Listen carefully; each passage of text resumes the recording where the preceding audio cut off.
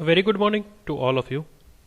Myself, Professor Thaval Chandarana, and we are on a unit number 3 dictionary technique. As you know that we are completed our first adaptive dictionary approach known as LZ77 in our previous lecture. We complete two different concepts about LZ77. On a starting case, we discuss about what is adaptive dictionary.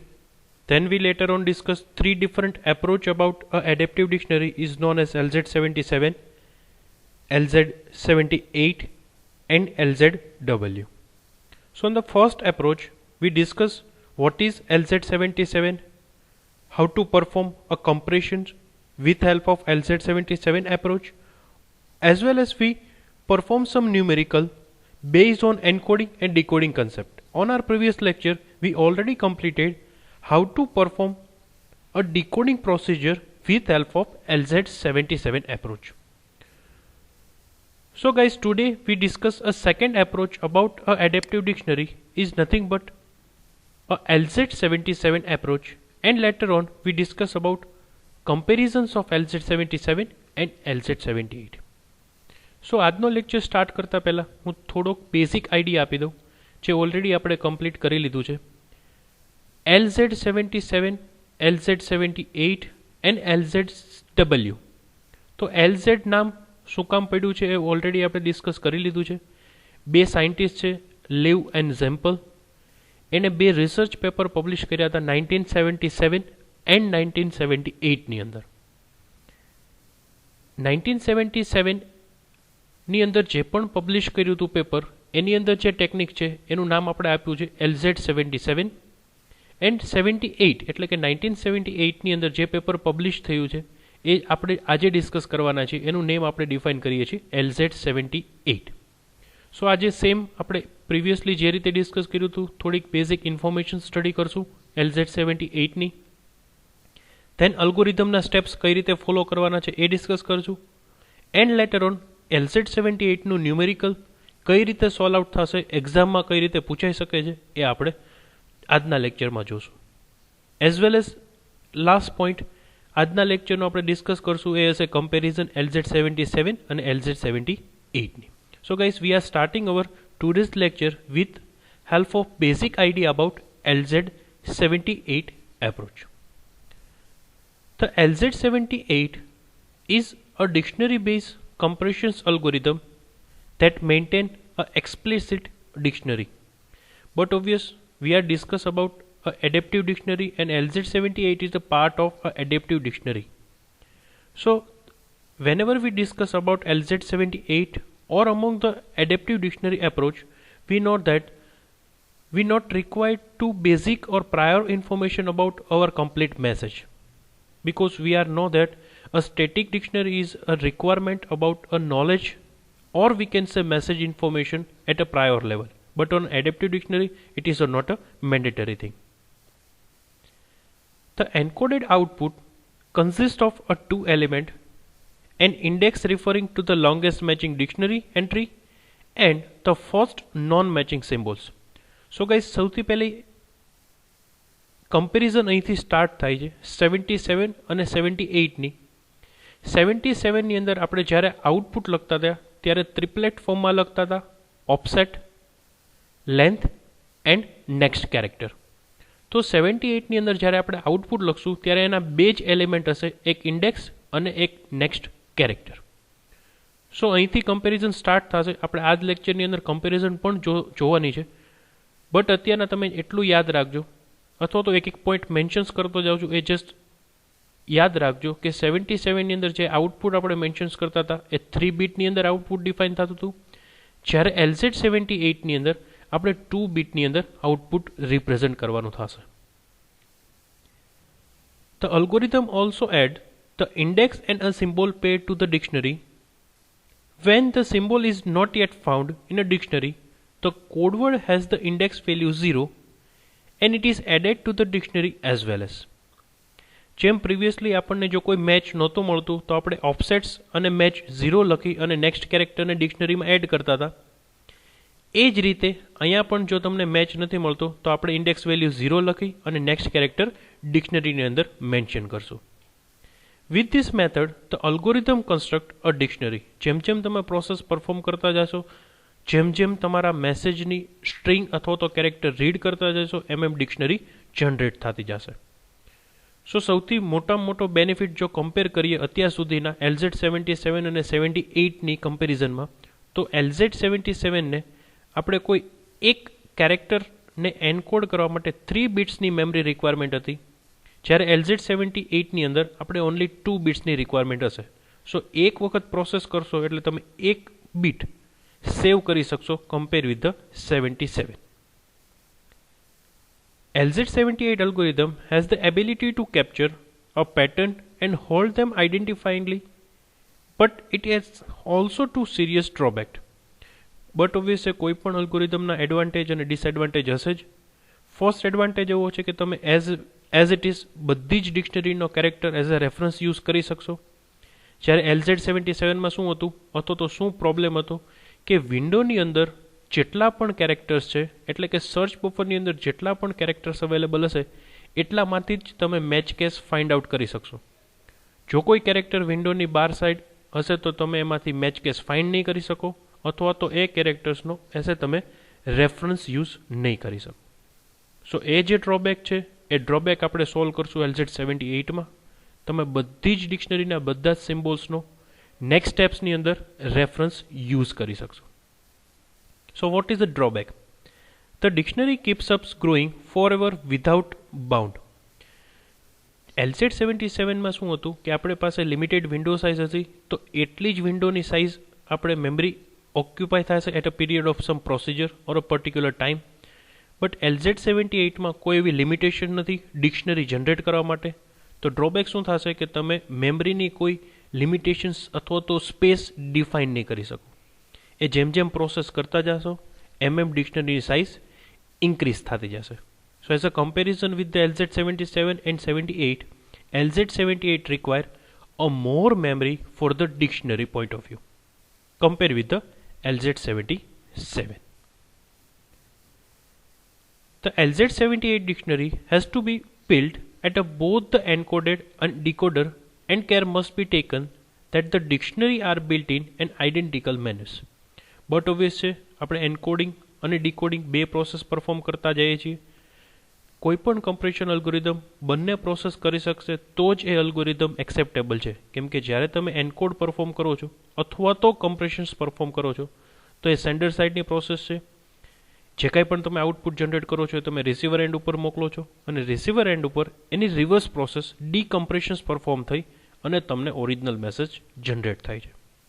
As a part of compression and decompression process, we require to generate, or we can say we need to build a dictionary on a both the hand encoder end and a decoder end with a identical manners. Means બંને side dictionary same મેનરની અંદર generate કરવાની છે. The input are codes as the double I and C, with the I beginning an index corresponding to the dictionary entry that was the longest match to the input, and C being with the code for the character in the input following the match portions of the input. LZ77 અને LZ78ની comparison કરીએ in form of output, તો આપણે ત્યાં 3 character લખતા હતા, O, L and C. અહીંયા આપણે શું લખીએ છીએ? I અને C. C બંનેની અંદર સેમ છે નેક્સ્ટ કેરેક્ટર. ત્યાં આપણે જે લોંગેસ્ટ મેચ લખતા હતા L, એ અહીંયા તમારે as a I on form of index mentions કરવાનું છે. અહીંયા ઓફસેટ મેન્શન્સ કરવાની રિક્વાયરમેન્ટ નથી. શું કામ ઓફસેટ્સ મેન્શન કરવાની રિક્વાયરમેન્ટ નથી એ જસ્ટ તમને ઇન્ફોર્મ કરી દઉં કે LZ77ની અંદર લિમિટેડ પીરિયડ ઓફ સાઇઝ છે તમારી વિન્ડોની, એટલે તમારે મેન્શન્સ કરવું પડશે. જ્યારે LZ78માં ડિક્શનરીને બિલ્ડ કરવા માટેની કોઈ લિમિટેશન્સ નથી અથવા તો બાઉન્ડ્રી અવેલેબલ નથી. તો તમારે એ પર્ટિક્યુલર ઓફસેટ્સ અથવા તો કયા પોઝિશન ઉપર કેરેક્ટર મેચ થાય છે એ આપણે ઓનલી આઈની અંદર મેન્શન્સ કરી દઈશું. So how to perform a LZ78? We see the algorithm step by steps. So steps 1, initialize the dictionary to contain one entry for each byte initialise the encode string with the first byte of the input stream.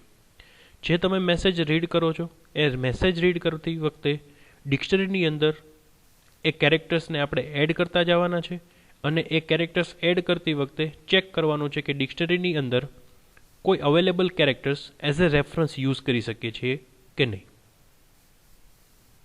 Read the next byte from the input stream. Then second character read કરો. If the byte is at end of go to step number 6. હવે જો તમે byte જે read કરો છો તો જે alphabets read કરો છો એ લાસ્ટ છે એટલે કે એન્ડ ઓફ ફાઇલ છે, તો તમારે સ્ટેપ નંબર 6માં જવાનું છે. હવે સ્ટેપ નંબર 6 શું છે એ હું તમને જણાવી દઉં.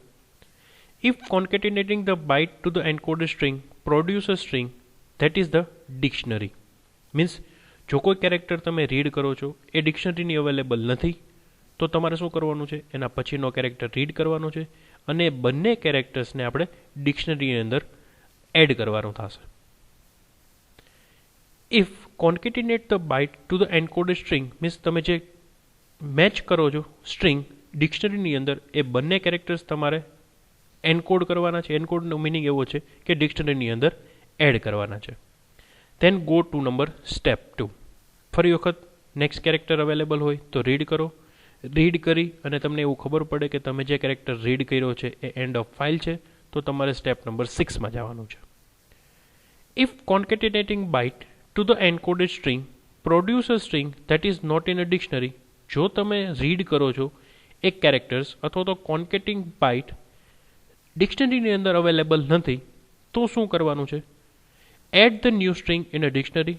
બટ ઓબ્વિયસ છે જેમ આપણે LZ77માં કરતા હતા, જો કેરેક્ટર્સ મેચ નથી મળતો તો આપણે એને ઇનપુટ તરીકે અથવા તો કોઈ આઉટપુટની સ્ટ્રિંગના ટ્રિપલેટ્સ ફોર્મમાં લખવાનું છે. એ જ રીતે અહીંયા તમારે શું કરવાનું છે કે જે કોન્કેટ કેરેક્ટર્સ તમને અવેલેબલ નથી ડિક્શનરીની અંદર તો એ ડિક્શનરીની અંદર તમારે ન્યૂ વર્ડ તરીકે એડ કરવાનું છે. And write the code for the encode string to the output string.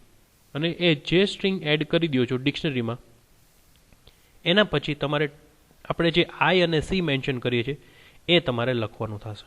તો સ્ટેપ નંબર 4 શું છે કે જો તમે જે કોન્કેટિનેશન સ્ટ્રિંગ રીડ કરો છો એ ડિક્શનરીની અંદર અવેલેબલ હોય તો તમારે શું કરવાનું છે, એ ડાયરેક્ટલી સ્ટ્રિંગ રિટ્રાઈવ કરવાની છે અને સ્ટેપ નંબર 2 ફોલો કરવાનું છે. એટલે કે એ નવા કેરેક્ટર્સને રીડ કરવાનું ટ્રાય કરવાની. મીન્સ ઓલરેડી ડિક્શનરીની અંદર કેરેક્ટર હોય તો આપણે એને ફરી વખત એડ કરવાનું નથી. બટ ઓનો સ્ટેપ નંબર 5 તમે જે પણ કેરેક્ટર રીડ કરો છો અથવા તો મલ્ટિપલ કેરેક્ટર્સ તમે રીડ કરો છો અને ડિક્શનરીની અંદર અવેલેબલ નથી તો સૌથી પહેલું સ્ટેપ તમારે એ કેરેક્ટર્સ જે તમે રીડ કર્યા છે જેની મેચ ડિક્શનરીની અંદર અવેલેબલ નથી એને એડ કરી દો ડિક્શનરીમાં અને ધેન 2ના ફોર્મમાં આઈ અને સીના ફોર્મમાં તમે એઝ અ આઉટપુટ લખવાનું થશે. Now what is the step number 6? Set the encoding string equal to the new bytes. But obvious છે તમે જે નવી સ્ટ્રિંગ એડ કરો છો એને as a new byte set કરવાનું છે. Then go to step number 2. હવે એક પ્રોસેસ કમ્પ્લીટ થઈ જાય, તમે આઉટપુટ લખી નાખ્યું છે, ફરી વખત સ્ટેપ નંબર 2માં જાઓ એટલે કે નવા કોઈ કેરેક્ટરને રીડ કરો. જો તમે કેરેક્ટર રીડ કરો છો અને તમને ખબર પડે છે કે હવે કેરેક્ટર છે એ લાસ્ટ કેરેક્ટર છે, then write out code for the encoded string and exit. તો એનો મિનિંગ એવો છે કે જ્યારે તમે એન્ડ ઓફ ફાઇલ રીડ કરો છો એટલે કે લાસ્ટ કેરેક્ટર રીડ કરો છો ત્યારે જ તમારે બધા આઉટપુટ કોડ લખવાના છે, નહીં કે 1 by 1. ડિક્શનરી દરેક સ્ટેપ્સની અંદર બિલ્ટ થતી જશે બટ એઝ એ આઉટપુટ તમારે લાસ્ટમાં મેન્શન કરવાનું છે. જેમ આપણે LZ77માં ટ્રિપલેટ્સ ફોર્મ લાસ્ટમાં મેન્શન કર્યા હતા એ જ રીતે અહીંયા 3 બિટ્સની જગ્યાએ ઓનલી 2 બીટ સેન્ડર એન્ડથી રિસીવર એન્ડ ઉપર આપણે મોકલશું. બટ એક સાથે બધા જ 2 ફોર્મ આઈ અને સી આપણે સેન્ડરથી રિસીવર એન્ડ ઉપર મોકલશું. હવે આપણે જે અલ્ગોરિધમમાં સ્ટેપ્સ લખેલા છે એ અલ્ગોરિધમના સ્ટેપ્સની હેલ્પ લઈ અને ન્યુમેરિકલ સોલ્વ કરવાની ટ્રાય કરશું. ચેક કરી જોઈએ કઈ રીતે એક્ઝામ્પલ સોલ્વ થશે અને એક્ઝામમાં કઈ રીતે તમને ક્વેશ્ચન પૂછાશે. Suppose the sequence to be encoded is, તમને આ સિક્વન્સ આપી છે A B B C B C A B A B C AA B C A A B. હવે આ સ્ટ્રિંગને આપણે શું પરફોર્મ કરવાનું છે? Encoding with help of LZ78. So it is your complete answer. આ રીતે તમે એક્ઝામમાં પણ લખી શકો છો. સો સર, અલ્ગોરિધમ અને આને આપણે કઈ રીતે રિલેટ કરી શકીએ? તો સૌથી પહેલું સ્ટેપ શું હતું કે આપણે મેસેજને રીડ કરવાનું સ્ટાર્ટ કરો. મેસેજ રીડ કર્યો એ તમારો સૌથી પહેલો કેરેક્ટર છે એ. ડિક્શનરીમાં ચેક કરવા જાઓ કે ડિક્શનરીની અંદર કોઈ પણ કેરેક્ટર્સ અવેલેબલ હતો કે નહીં. તો but obvious on a first case કોઈ કેરેક્ટર મેચ તમને મળતો નથી, એટલે આપણે આઈની વેલ્યુ લખીએ છીએ 0. અને કયો કેરેક્ટર મળે છે જેને એન્કોડિંગ પરફોર્મ કરવાનું છે? ઇટ ઇઝ એ. તો આપણે આઉટપુટમાં શું લખશું? 0 અને એ.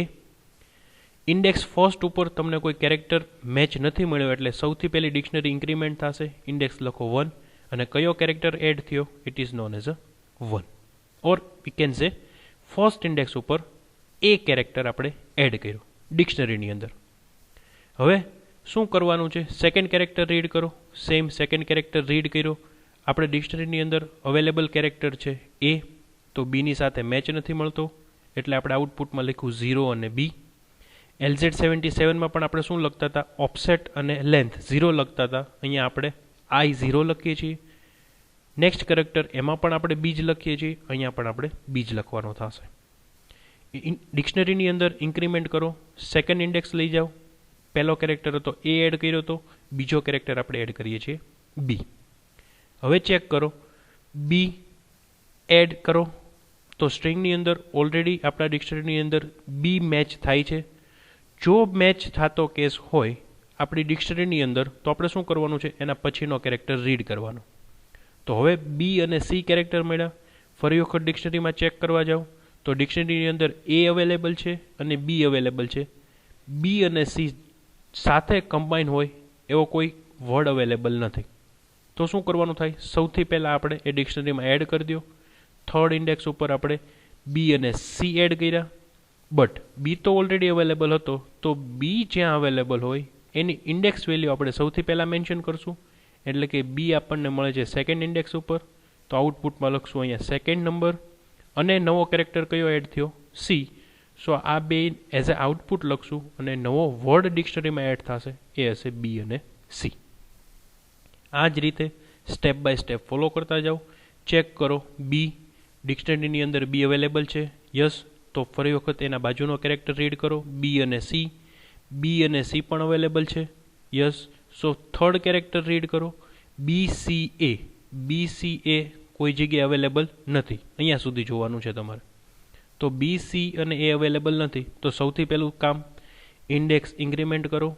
સ્ટ્રિંગ નવો વર્ડ જે મળ્યો બી સી એ બી સી એ અહીંયા એડ કરી દો અને બી અને સી જ્યાં તમને રેફરન્સ મળ્યો તો એ ઇન્ડેક્સની વેલ્યુ 3 નંબર અહીંયા મેન્શન કરી દો અને નેક્સ્ટ કેરેક્ટર એ.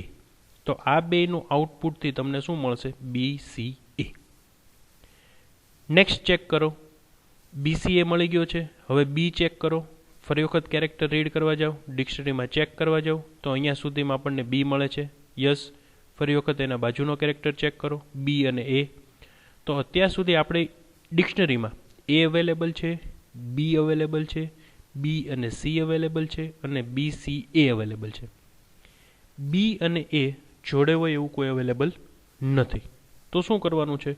આપણે ઇન્ડેક્સ ઇન્ક્રીમેન્ટ કરી દો. 5 નંબરની ઇન્ડેક્સ ઉપર આ જે નવો કેરેક્ટર, નવો વર્ડ મળ્યો એ એડ કરો અને આ વર્ડમાં આપણે રેફરન્સ કોનો લીધો છે? બીનો. તો બીની ઇન્ડેક્સ વેલ્યુ શું છે? 2. તો એ 2 મેન્શન કરો અને એને ન્યૂ કેરેક્ટર એની સાથેનો જે નવો કેરેક્ટર છે એ એઝ એ સી એડ કરી દો. એટલે કે અહીંયા આપણે એ સી એડ મેન્શન કરેલો છે. નેક્સ્ટ બી રીડ કરો, બી અવેલેબલ છે. બી અને સી, તો બી અને સી પણ અવેલેબલ છે. બી સી એ, તો બી સી એ પણ અવેલેબલ છે. બી સી એ અને એ ડિક્શનરીમાં અવેલેબલ નથી. તો સૌથી પહેલું કામ તમારી જે ઇન્ડેક્સ વેલ્યુ છે 5ની એક ઇન્ક્રીમેન્ટ કરો 6. નવો કેરેક્ટર એડ કરો બી સી એ અને આ જ્યારે કેરેક્ટર એડ કરીએ છીએ આ ત્યારે આપણે રેફરન્સ કોનો યુઝ કરીએ છીએ? બી સી એ. એની ઇન્ડેક્સ કઈ છે? 4. તો 4 મેન્શન કર્યું અને નવો કોન્કેટિનેશન સ્ટ્રિંગ શું મળે છે? એ. તો 4ના રેફરન્સથી આપણે બી સી એ ડિક્શનરીમાં હતું અને જે નવો વર્ડ એ સાથે સાથે મળે છે એટલે કમ્પ્લીટ વર્ડ શું થશે? બી, સી, એ અને એ. ફરી વખત સેમ પ્રોસિજર. બી ચેક કરો, બી ડિક્શનરીની અંદર અવેલેબલ છે. બી અને સી ચેક કરો, બી અને સી પણ અવેલેબલ છે. બી સી એ પણ અવેલેબલ છે. બી સી એ પણ અવેલેબલ છે. બટ આપણો હજી વર્ડ શું છે? એક બાકી છે, બી સી એ બી. તો આવો કોઈ વર્ડ ડિક્શનરીની અંદર અવેલેબલ નથી.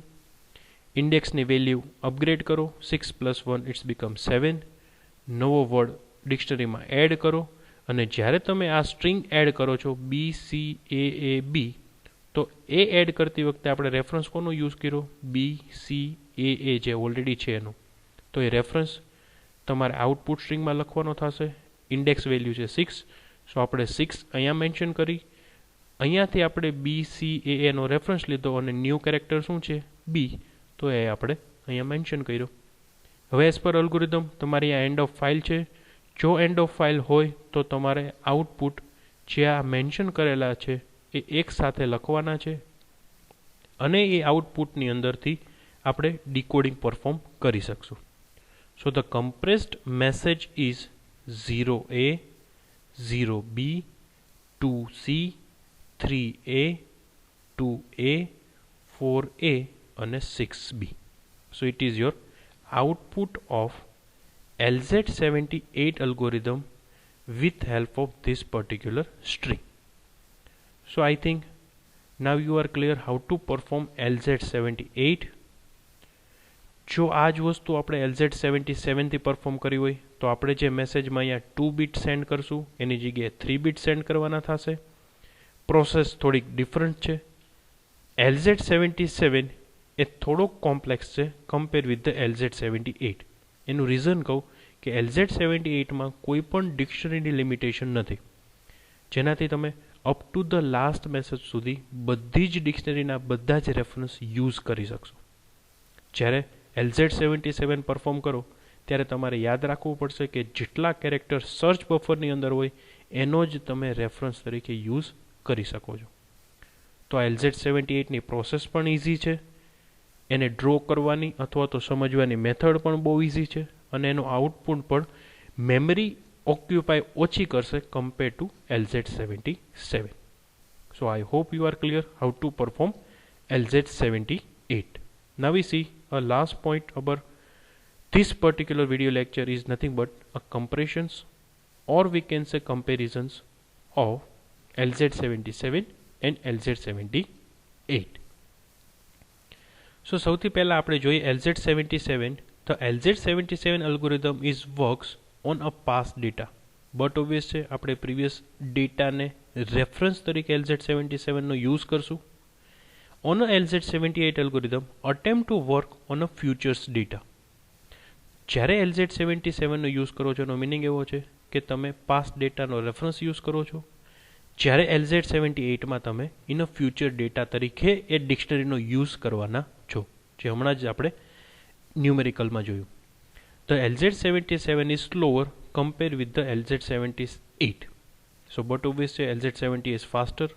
શું કામ ફાસ્ટર છે એ હમણાં આપણે જોયું કે આપણે ડિક્શનરીને કોઈ બાઉન્ડ્રી લિમિટ્સ નથી ડિફાઇન કરતા.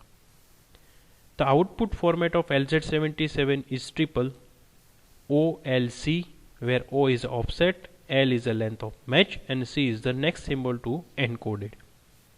I think એ હવે બધાને ક્લિયર છે. And the output of format of LZ78 is a pair I and C, where I is the index and C is the next character. C78 અને 77માં બંનેમાં same છે next symbol. Change થશે offset અને L આપણે LZ77માં mention કરશું, જ્યારે only I A LZ78માં mention કરશું. Applications કઈ કઈ જગ્યાએ LZ77 યુઝ થાય? This algorithm is open source and used in what is widely known as zip and by the format PNG, TIFF, PDF and many others. સો આ બધી જગ્યાએ આપણે આ ડે ટુ ડેની અંદર બધા જ ફોર્મેટ યુઝ કરીએ છીએ. આ બધી જ જગ્યાએ આપણે LZ77 કમ્પ્રેશન મેથડ યુઝ કરી શકીએ છીએ, અથવા તો એવું કહી શકીએ યુઝ થાય છે.